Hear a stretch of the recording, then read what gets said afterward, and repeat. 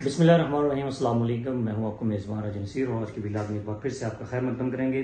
ناظرین، یہ ویلاگ ہوگا آج کی اسپیشل سپریم کورٹ کے حوالے سے کہ سپریم کورٹ کے اندر آج کیا ہوا۔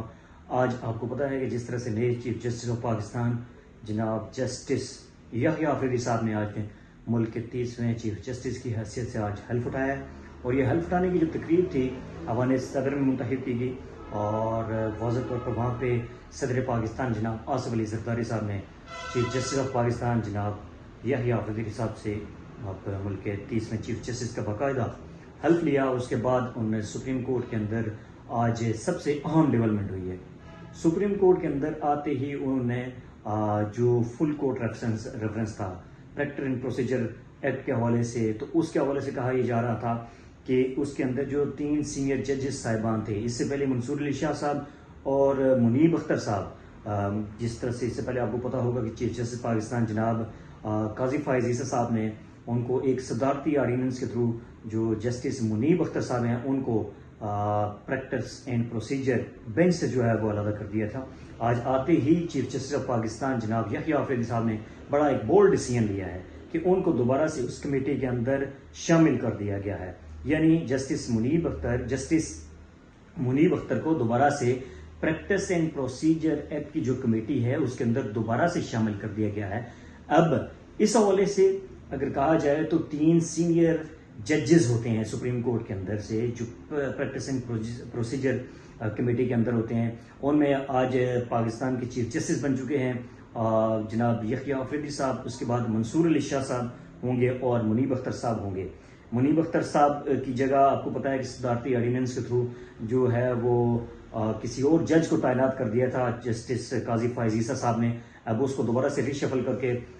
سینئرٹی بیس کے اوپر جناب منیب اختر صاحب کو دوبارہ سے لایا گیا ہے۔ اب یہ دیکھنا یہ ہوگا کہ اس کے لیے جو ہے وہ 28 اکتوبر کی ڈیٹ بھی دی گئی ہے کہ ایک فل کورٹ ریفرنس بلایا جائے گا، اس کے اندر سے دوبارہ سے ایک آج تشکیل نو کی گئی ہے اس پریکٹس اینڈ پروسیجر کمیٹی کی کہ جو دوبارہ سے وہ کیسز کا تعین کرنا ہے، جو سپریم کورٹ نے کیسز سننے ہیں، کون سا بینچ لگے گا، کون سا کیس کون سی ڈیٹ کو ہوگا، یہ سپریم کورٹ کے 3 سینئر ججز صاحبان نے کرنا ہے۔ اب 28 تاریخ کو ممکنہ طور پہ یہ کہا جا رہا ہے کہ 28 تاریخ کو یہ پریکٹس اینڈ پروسیجر ایکٹ کے حوالے سے جو کمیٹی کے حوالے سے ایک واضح طور پر کہ فل کورٹ ریفرنس بلایا جائے گا، اب اس میں یہ ڈسکس ہوگا۔ لیکن اس وقت پاکستان کے جو نامور چیف جسٹس ہیں جن کے بارے میں کہا ہی جا رہا تھا کہ یہ چیف جسٹس آف پاکستان بھی بنیں گے، جناب منصور علی شاہ صاحب، وہ اس وقت پاکستان کے اندر نہیں ہیں، اپنے وہ عمرے کی ادائیگی کے لیے اس وقت سعودی عرب کے اندر مقیم ہیں۔ کیا وہ اس فل کورٹ ریفرنس کے اندر آئیں گے یا پھر آنے والے وقت کے اندر جب دوبارہ سے ایک کمیٹی ریفرنس تشکیل دیا جائے گا اس کے اندر وہ شرکت کریں گے؟ یہ لیکن یقینی طور پر اب یہ کہا جا سکتا ہے کہ ایک بہت بڑا بولڈ ڈیسیژن جناب یحییٰ آفریدی صاحب کی جانب سے پہلا ہی ڈیسیژن یہ آیا ہے کہ آج جو فل کورٹ کے جو پریکٹس اینڈ پروسیجر ایکٹ کے حوالے سے جو کیسز ہوں گے ان میں واضح طور پر 2 سینئر ججز کو لگایا گیا، یعنی کہ ایک تو منصور علی شاہ صاحب کو اور دوسرا منیب اختر صاحب کو۔ اب دونوں نے جو فیصلے کرنے ہوتے ہیں، اب تیسرے چیف جسٹس آف پاکستان ہوں گے، تو ان میں سے جو 2 اگر اکثریت سے یہ فیصلہ آتا ہے کہ اس کورٹ کو فلاں بینچ کے اندر تشکیل کر دیا جائے تو یقینی طور پر وہاں وہی بینچ مجاز ہوتا ہے کہ وہ کیسز کو سنے گا۔ اب یقینی طور پر منصور علی شاہ صاحب نے جسٹس منیب اختر کے حوالے سے واضح طور پر چیف جسٹس آف پاکستان جناب قاضی فائز عیسی صاحب کو یہ خط بھی لکھے تھے کہ ان کو منیب اختر صاحب کو جب تک آپ نے بینچ کا حصہ نہیں بنایا تو وہ کسی بھی بینچ کے اندر شمولیت نہیں کریں گے۔ اب دوبارہ سے یحییٰ آفریدی صاحب نے ایک جو عدلیہ کے اندر ایک دراڑ پڑی ہوئی تھی پریکٹس اینڈ پروسیجر ایکٹ کو لے کر، پھر اس کے علاوہ قاضی صاحب کے من منے فیصلوں کی وجہ سے جو ایک عدلیہ کے اندر ایک اضطراب کی کیفیت تھی وہ یحییٰ آفریدی صاحب نے آتے ہی دور کی ہے۔ تمام سینئر ججز کو دوبارہ سے بلا کر ان کا ایک پینل بنانے کی ایک ہدایت بھی کی ہے، اور یقینی طور پر پاکستان کے اندر سے ایک اچھی ڈیولپمنٹ ہوتی ہوئی نظر آئیں گی۔ ساتھ ہی میں چیف جسٹس آف پاکستان جناب یحییٰ آفریدی صاحب آج چیف جسٹس آف پاکستان بنے ہیں، اور ان کی بڑی شان طریقے سے آج ایوان صدر کے اندر تقریب بھی ہوئی۔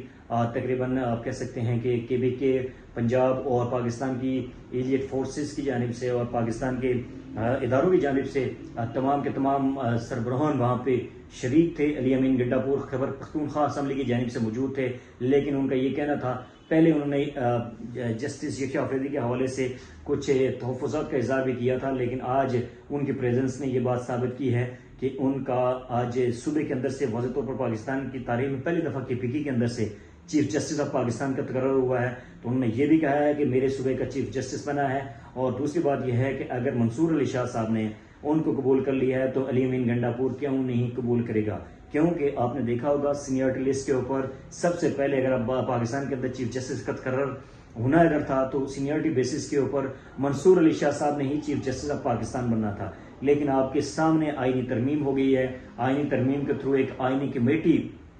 پارلیمانی کمیٹی تشکیل دی گئی ہے۔ اب پارلیمانی کمیٹی نے جسٹس یحییٰ آفریدی صاحب کو سپریم کورٹ کا جو ہے چیف جسٹس مقرر کیا ہے۔ اس وجہ سے اب تو آئین کے روح سے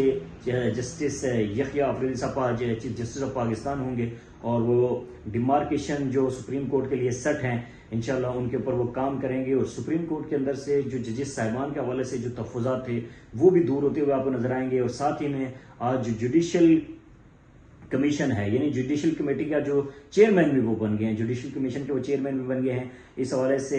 سپریم جوڈیشل کمیشن کے وہ چیئرمین بھی بن گئے ہیں، اور اس کے نیچے یحییٰ آفریدی صاحب بن گئے ہیں۔ لیکن اس کے بعد اگر موسٹ سینئر ججز کی بات کریں تو ان کے پینل کے نیچے ہوں گے جسٹس منصور علی شاہ صاحب اور جسٹس منیب اختر صاحب ہوں گے۔ تو دیکھنا آنے والا وقت جو ہے وہ کتنا ایک الارمنگ ثابت ہوگا۔ دوسری طرف سے کچھ برف پگھلتی ہوئی بھی نظر آ رہی ہے کہ back to back Pakistan Tehreek Insaf کے لیے کچھ اچھی خبریں بھی آ رہی ہیں۔ ان خبروں میں 2 دن پہلے کی تو یہ ہے کہ جس طرح سے بشرا بی بی کو رہا کر دیا گیا، پھر اس کے بعد عمران خان صاحب کی جو سسٹرز ہیں ان کو بھی جو ہے